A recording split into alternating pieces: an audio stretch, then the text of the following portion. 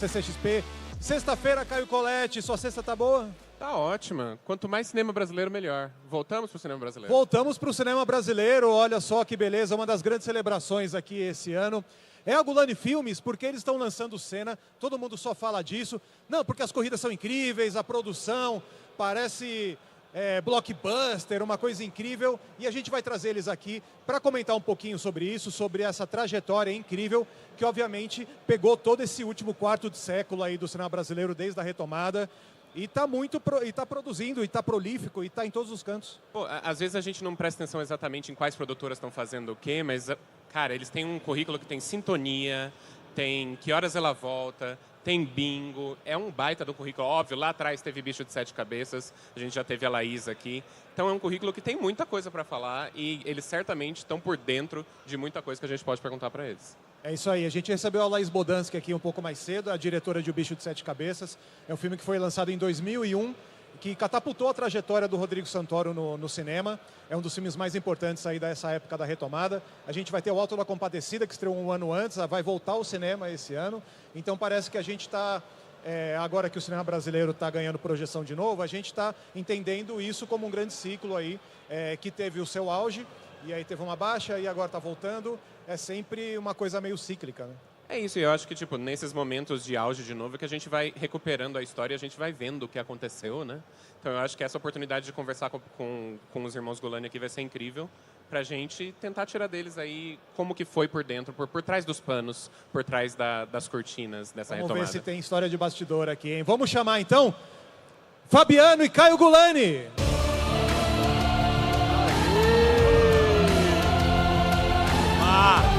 Boa tarde, CCXP!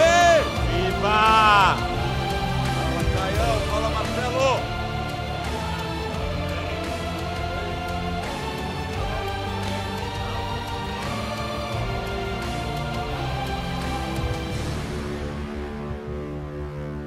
Que lindo! Que lindo aí, isso aqui! Bem-vindos de volta. Bem-vindos de volta, exatamente. Acho que a última vez que vocês estiveram aqui nesse palco foi para mostrar, inclusive, o trailer de Arca de Noé, falar um pouquinho de Arca de Noé ano passado, não foi isso? Exatamente, a gente veio com o Sérgio Machado, com a Lois, né? com a turma que produziu com a gente. Tivemos uma grande, foi a primeira vez que a gente mostrou algum material do Arca de Noé no Brasil, claro, na CCXP para vocês, né? E a gente estava com o Ali aqui agora há pouco e ele estava falando como é legal ter uma animação brasileira fazendo esse sucesso. Eu queria saber de vocês de onde veio essa decisão de vamos investir na animação brasileira e onde vocês veem a importância disso. Olha, a gente busca contar histórias há muito tempo, né? E a gente vem trabalhando em diversos filmes. Já tínhamos uma experiência com longa de animação, que foi História de Amor e Fúria, um filme que deu super certo, do Luiz Bolognese, ganhamos a Nessi, à época. E esse filme, o Arca de Noé nasce da história de perpetuar mais uma vez para as novas gerações as músicas do Vinícius de Moraes e a nossa ideia de fazer um filme realmente internacional, que pudesse andar pelo mundo, trazendo os elementos 3D, e daí então ele fica uma dificuldade muito maior. E essa foi o nosso desejo, né? O nosso sonho, que junto com uma equipe enorme, o Walter Salles, o Sérgio Machado, o Alois, enfim, tantas pessoas se envolvendo. Hoje a gente tem o filme, inclusive ainda está nos cinemas. É um ano ótimo para o cinema brasileiro e o Arca continua lá. Foi lançado já em 72 países, então é um orgulho para o audiovisual brasileiro. Essa história já foi lançada em toda a Europa, partes da Ásia, na América do Norte. E só lembrando que foi a primeira coprodução também entre o Brasil e a Índia, né? Em associação com uma empresa americana também. Então é isso que o Caio está falando, um filme brasileiro, uma animação brasileira, a maior já feita na história da nossa animação aqui, competindo de igual para igual com as animações feitas no mundo, com orçamentos muito maiores. Então a gente está muito feliz. Legal. Você citou que essa é uma coprodução com a Índia, né? Eu acho muito legal olhar a filmografia da produtora de vocês e ver filmes como Abe e O Traidor, que também são coproduções e que até misturam talentos nossos e talentos estrangeiros no elenco, né? Eu acho isso muito legal. Queria saber de vocês como vocês veem essas oportunidades de coproduzir com outros países e quão importante é isso para botar o filme no cinema.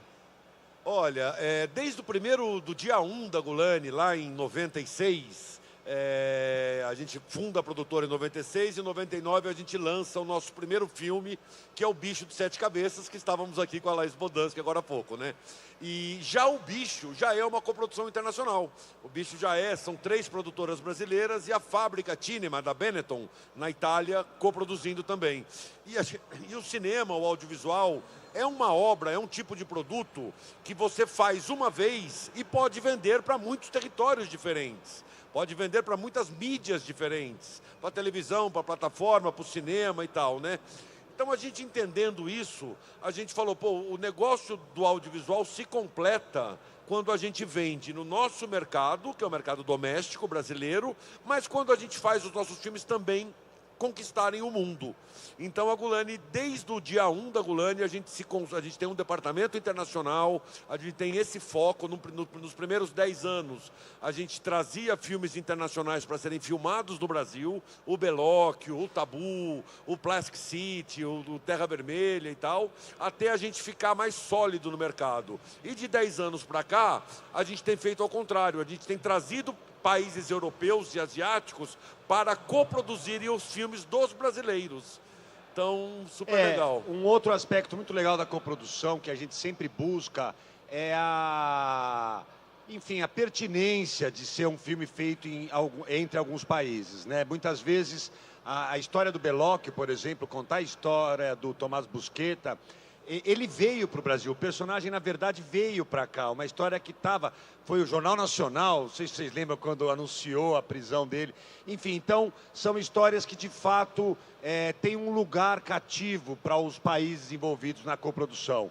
Isso é o que torna bastante genuíno e uma troca de know-how incrível, de conhecer pessoas, de conhecer atrizes, atores, realizadores. Isso acaba trazendo para a gente uma musculatura para o nosso cinema como um todo, para os técnicos, para o elenco contracenar em outra língua.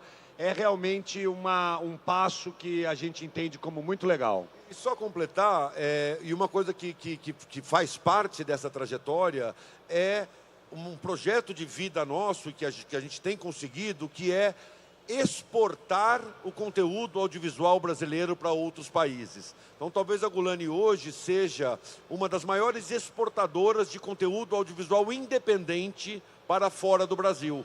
Então, é um assunto econômico também, é um assunto de soft power, é um assunto de espalhar notícias boas ou a cinematografia do Brasil pelo mundo, a cultura brasileira pelo mundo. Então, essa é a nossa missão. Acho curioso você falar de soft power, porque é um termo, uma expressão que está muito na moda. A gente aqui tem o Unlock, que é um evento de mídia, a gente estava falando sobre soft power coreano. Que é muito presente. Eu acho que isso também entra na pauta das pessoas, porque o soft power americano diminui na medida que cresce o dos outros territórios. Então, como que o estrangeiro, eu acho que esse movimento de você produzir mais, exportar mais, vem muito do streaming. Estados Unidos, Hollywood não consegue dar conta do volume que precisa estar nos catálogos. Acho que por isso que eles procuram em outros países. Mas eles estão interessados numa brasilidade, ou eles estão interessados que vocês produzam coisas universais e que dialoguem com o público americano? Como que o soft power brasileiro pode se impor? Olha, eu acho que assim, a gente entende, principalmente como você citou as plataformas, o streaming, é muito estratégico para as plataformas conquistar os mercados locais, o mercado doméstico. Então é importante que tenham, por exemplo, a gente produz Sintonia. É um projeto que fala com os brasileiros, de fato. É um sucesso enorme aqui no Brasil.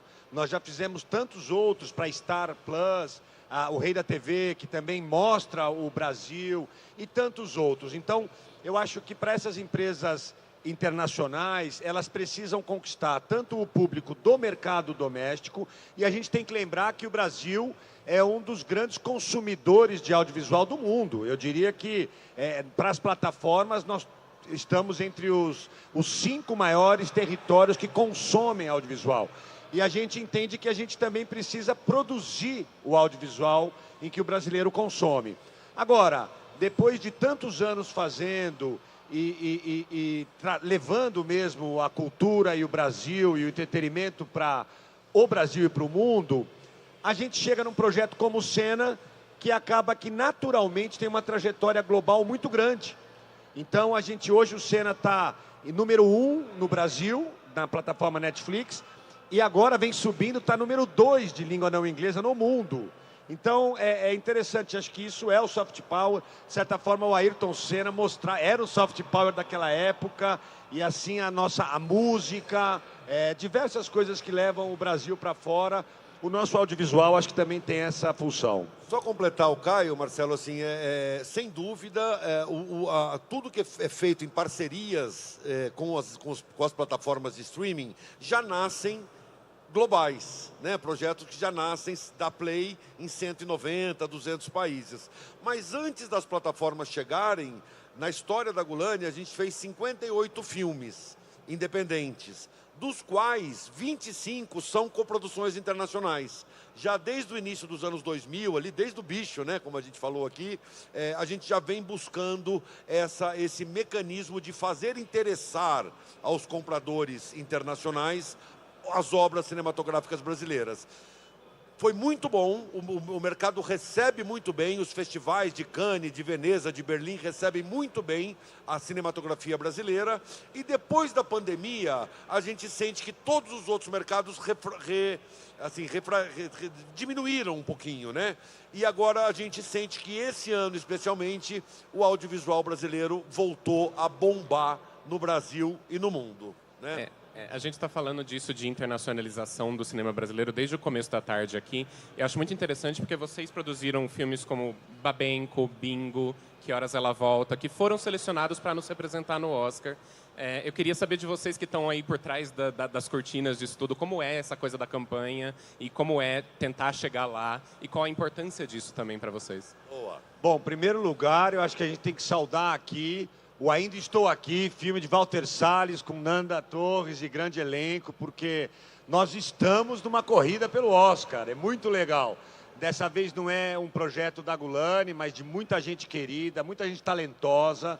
E é uma pergunta interessante, porque eu diria que é mais uma produção. Depois do filme pronto, você precisa realmente se inserir. Eu não sei, as redes sociais estão mostrando o quanto o elenco, a Nanda e o Celton, ficaram viajando pelo mundo, principalmente nos Estados Unidos e Europa, tantos meses, tantos compromissos para fazer uma campanha.